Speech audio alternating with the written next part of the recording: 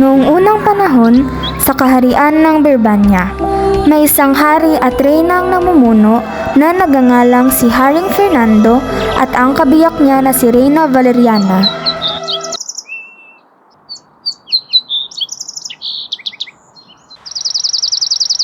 May tatlo silang magigiting at makikisig na mga anak na sina Don Pedro, Don Diego at Don Juan. Isang gabi, habang mahimbing natutulog si Haring Fernando, ay napanaginipan niya na may pumaslang sa kanyang pinakamamahal na anak na si Don Juan.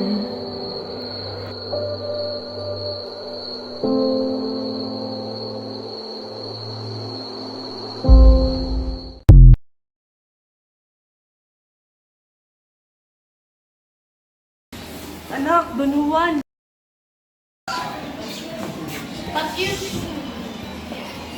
Nagmamakaawa ako sa iyo. Tulungan mo na pabalimin ang hari. Hindi ko na kayang panoorin ang durusa at nagkakasakit ang aking namahal. Hari. Ngunit ang sabi niya na ang tanging makakapagpagaling sa sakit ng hari ay ang kanta ng Ibong Adarna na matatagpuan sa bundok Tabor doon sa puno ng Piedras Platas. Matatagpuan sa bundok Tabor doon sa Pedro, anak ko, ako ay nakikiusap sa iyo na hulihin ang ibon sapagkat ito lamang ang tanging lunas sa sakit ng iyong ama. Ang reyna, kundi utusin ang kanyang anak na si Don Pedro para pumunta at hanapin ang Ibong Adarna. Naganda ng maayos si Don Pedro para sa kanyang malayong paglalakbay sa paghahanap ng Ibong Adarna na matatagpuan sa bundok Tabor sa puno ng Piedras Platas.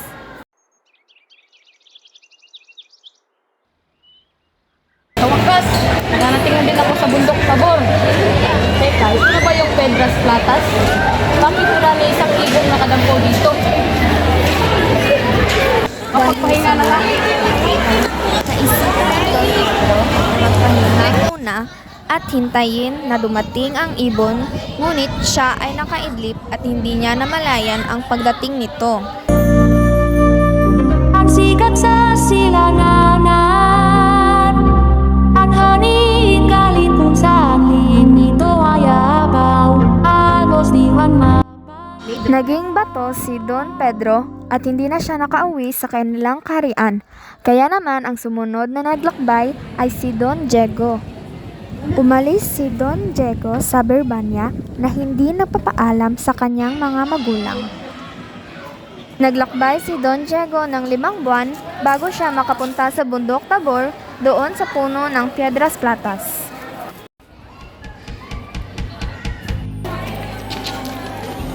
Nakarating na siya sa puno ng Piedras Platas at naisipan niyang magpahinga muna sa tabi ng puno. Kagaya ni Don Pedro, si Don Diego rin ay nakaidlip at hindi niya namalayan ang pagdating ng ibon.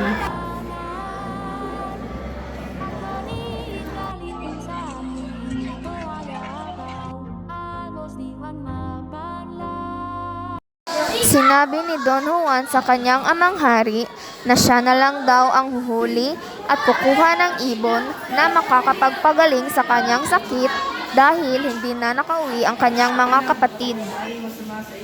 Masakit man sa kalooban ng hari na mawalay ang kanyang pinakamamahal na anak na si Don Juan, ngunit wala siyang magawa kundi paglakbayin ito. Nagbaon ng 5 tinapay si Don Juan sa kanyang paglalakbay at 1 beses lamang sa 1 buwan siya kumakain. Sa ika-4 na buwan ay tumigas na ang huli niyang tinapay. Habang naglalakbay si Don Juan, may nakita siyang isang matandang ermitanyo na nanghihingi ng makakain. Pag-uupo ako sa bundok Tabor, doon sa puno ng Piedras Platas. May kakayahan itong umawit at patulugin ka. Kaya sa oras na umawit ang ibon, sugatan mo ang iyong palad at pigaan ng dayap upang hindi ka makatulog. Mo itong 2,000 tas na ibibigay ko sa iyo. Gamitin mo ito sa paghuli ng mahiwagang ibon. Nakarating na si Don Juan sa puno ng Piedras Platas at naghintay siya ng maigi sa pagdadating ng ibon.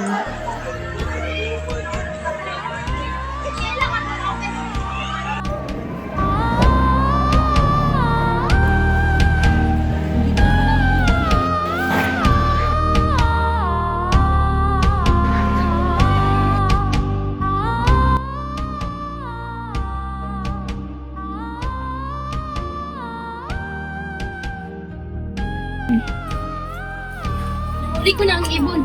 Pinunais ko pang iligtas ang aking mga kapatid. Kung gusto mong iligtas ang iyong mga kapatid, punan mo ng tubig itong banga upang bumalik sa dati ang iyong mga kapatid.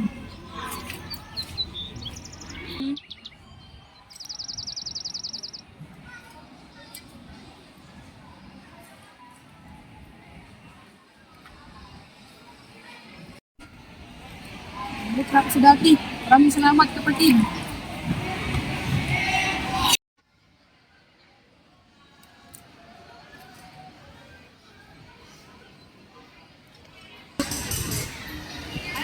Aking mga kapatid, salamat sa pagligtas niyo sa akin. Habang naglalakbay silang tatlong magkakapatid, ay may naisip na hindi mabuting plano si Don Pedro.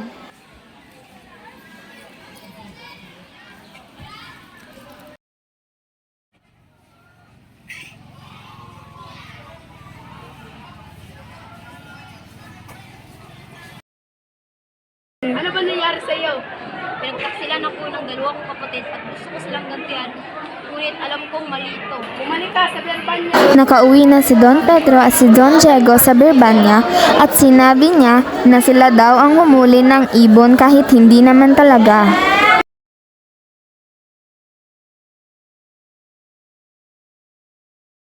Ang pagbabalik mga anak. Huli na namin ang ibon.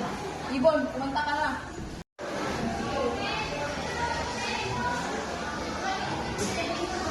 Teka lang, saan si Don Juan?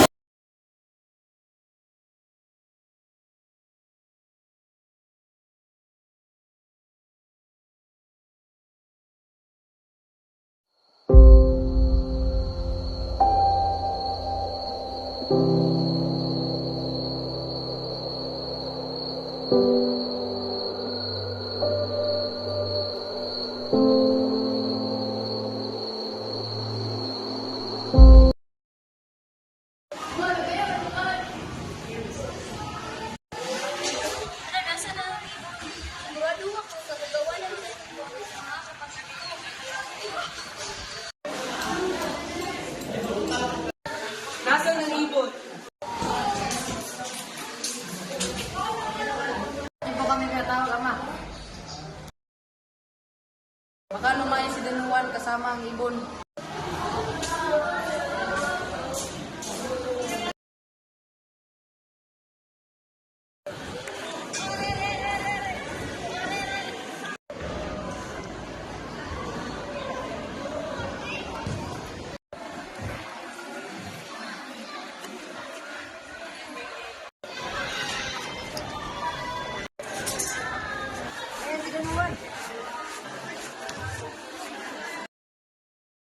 Huwag na tayong bumalik sa Berbanya. Dito na lang tayo manirahan.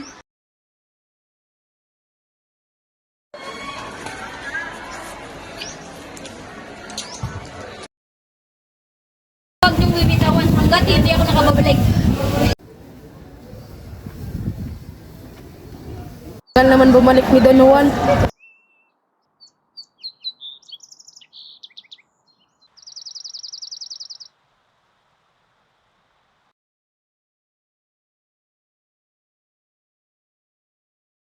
Ang ligawan sa iyo.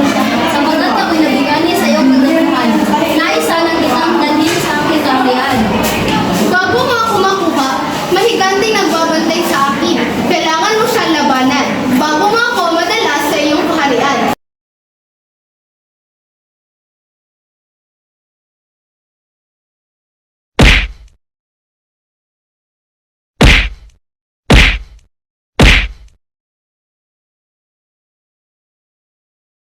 Teka lang! Ang kapatid niya, si Leonora! Ligtas ko rin siya sa serpiente nagbabantay sa kanya! Gagawin ko para sa iyo, mahal. Leonora, ang mahal. Sino ka? Bakit mo hinawakan ang aking kamay? Ako si Don Juan. Nanggaling ako sa kaharian ng Berbanya. Ako magliligtas sa iyo mula sa serpiente. Sino ba rin ang magsasakripisyo ng kanyang buhay para lang iligtas ako sa isang serpiente? Serpiente, lumabas ka!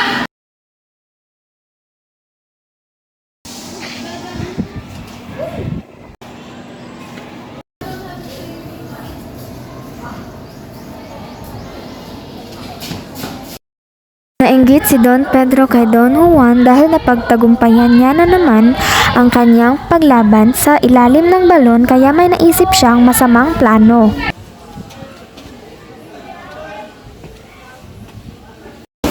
Don Juan, ang aking sising ay naiwan. Paano na iyan? Kukunin ko para sa iyo, mahal ko.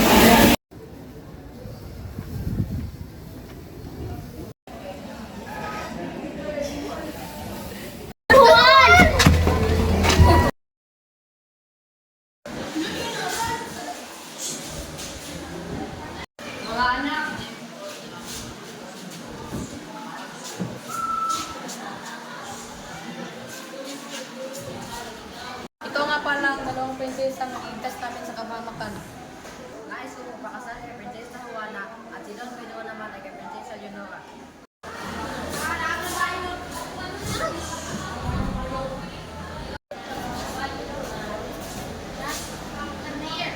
Pasensya na, mahal na hari.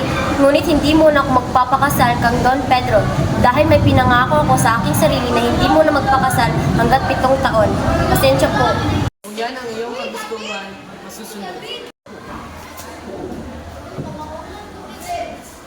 Bawal, dalhin niyo sila sa kanilang mga silid. Leonora, mahal ko, buksan mo ang pinto. Sino ka? Ako ito, si Don Pedro, ang papakasalan mo. Pasensya na, Don Pedro. Ngunit hindi ikaw si Don Juan. Leonora, aking mahal, handa ako maghintay ng ilang taon, tanggapin mo lang ang aking pag-ibig. Pasensya na, Don Pedro. Habang nakahandusay si Don Juan ay may lobong nakakita sa kanya at inisipang tulungan ito.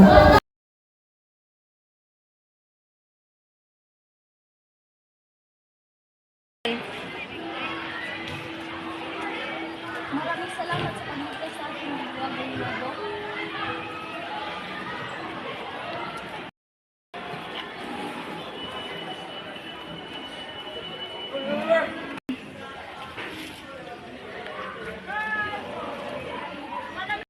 Salamat, kaibigan lobo.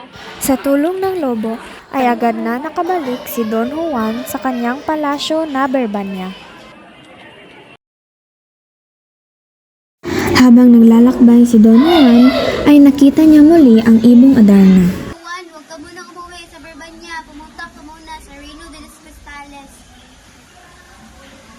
Habang naglalakbay si Don Juan, ay minatagpuan siyang isang matandang ermitanyo at nagtanong siya dito kung saan ang daan papunta sa Reino de los Cristales. Pumunta ka sa aking ermitanyong kapatid. Baka alam niya kung nasaan ang Reino de los Cristales.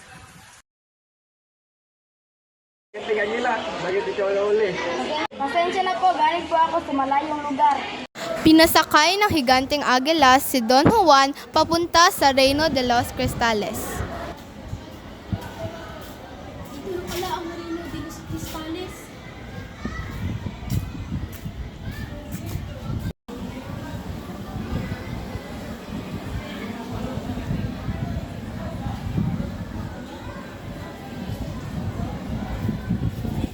Sino ba yung binibining napakaganda?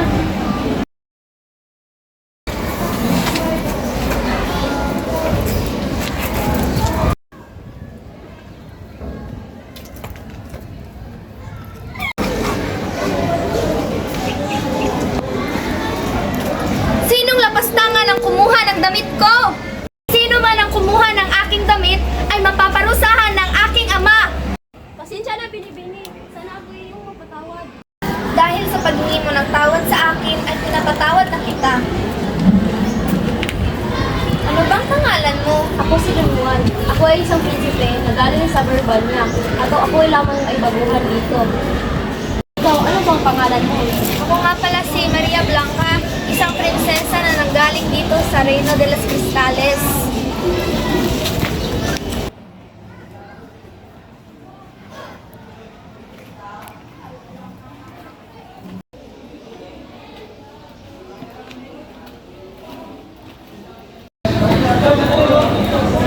Maria Blanca, pagbagtagi ako sa iyo. Ako din, Don Juan. Ngunit ang aking ama na si Haring Salermo ay isang striktong ama at hindi agad siya pumapayag na may manliligaw sa akin. Di bali na, gagawin kong lahat para mapasakin ka.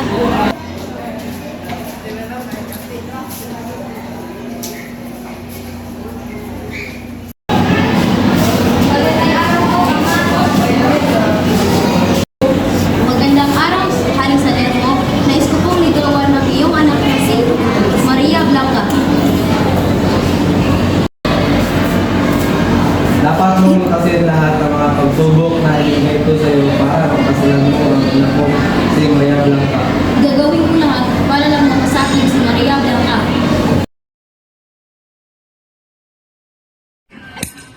Juan, ang unang mong pagsubok ay pagtanim ng palay at dapat tutubo na ito bukas.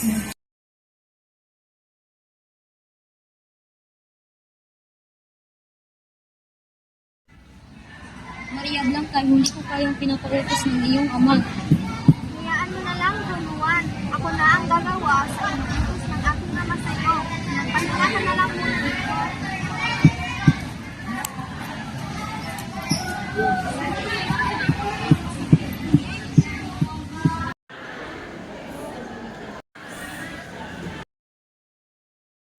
Bakit ito nagawa ni Juan? Imposible naman magawa niya ito ng isang araw lang. Makalipas ang maraming araw, ay tuluyan na ngang namatay si Haring Salermo.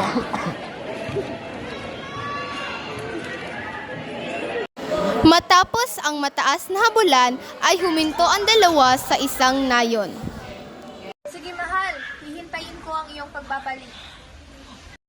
Pangako, babalik ako, hindi kita kakalimutan. Matapos iwanan ni Don Juan si Maria Blanca, ay hindi na ito nakabalik. Pumunta si Maria Blanca sa Barbania at nagpanggap bilang isang emperyatista upang bawiin si Don Juan.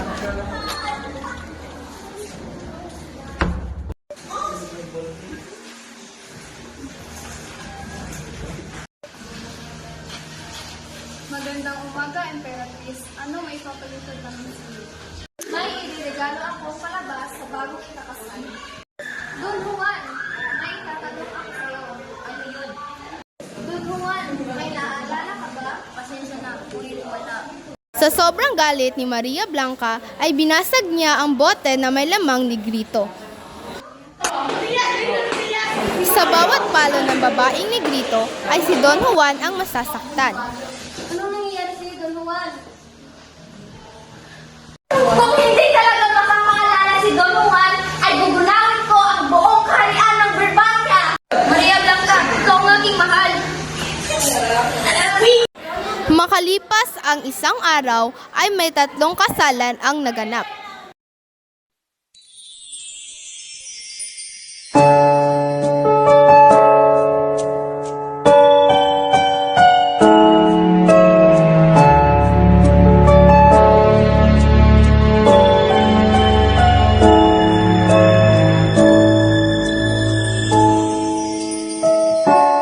I never dream, 'cause I always thought that dreaming was for kids, just a childish thing.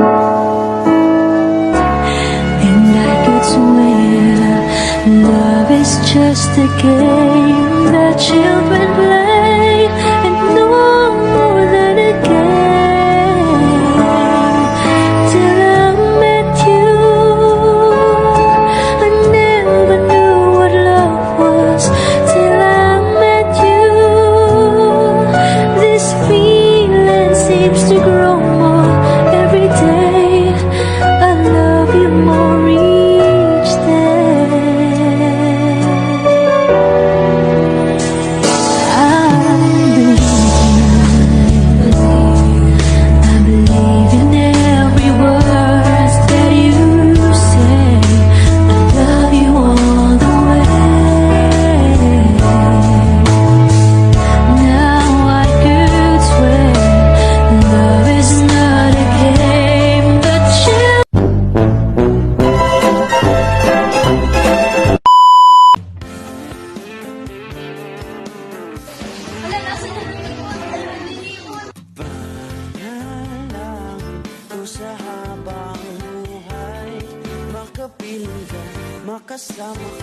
yan ang panalangin ko.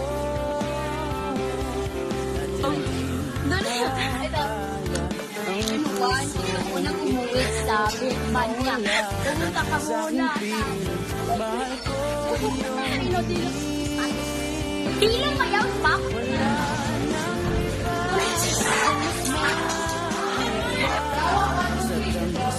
dulot ng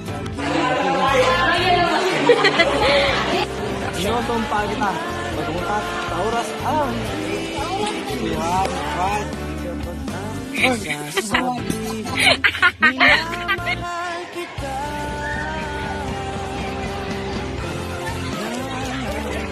Baan nyo? Sino ka? Bakit ka nandito? Paano ka nakapasok? Yan ang Sinang bali ang magsasabi para lang ang kita sa pagkakita? Ako mahal. mawala sa aking piling. Mahal ko iyong dinggin. Wala nang iba ang mas mahalaga sa tamis na dulot ng pag-ibig nating dalawa.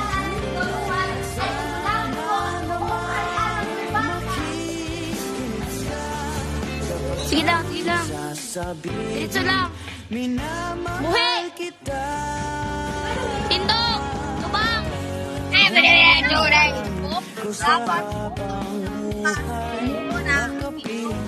makasama ka. Yan ang panalangin ko. Ang pahigit kapag ang condition ng inani, oh. Like, nagiging Wala ka sa aking piling.